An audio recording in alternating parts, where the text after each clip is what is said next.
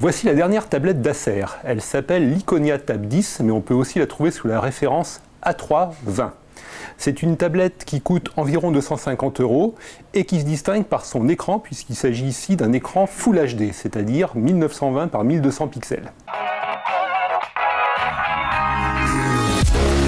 Le premier point fort, comme je l'ai dit, c'est son écran 10 pouces.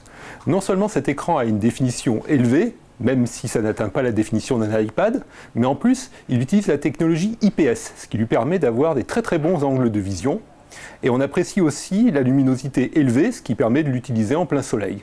Quant au contraste, il est correct. Le deuxième point fort, c'est le niveau d'équipement. Alors pour 250 €, vous avez un processeur quad-core, 2 Go de mémoire vive et surtout 32 Go de mémoire flash pour le stockage, dont 25 sont disponibles. On apprécie aussi la présence d'une sortie micro HDMI qui permet de brancher la tablette sur un téléviseur, même si hélas le câble n'est pas fourni. Le troisième point fort se situe à l'arrière de la tablette. Il s'agit de 2 haut-parleurs qui offrent donc un son stéréo, plutôt de bonne qualité grâce au système Dolby, mais le seul petit problème c'est que les haut-parleurs sont placés en bas, ce qui fait qu'on peut les obstruer en tenant la tablette à l'horizontale.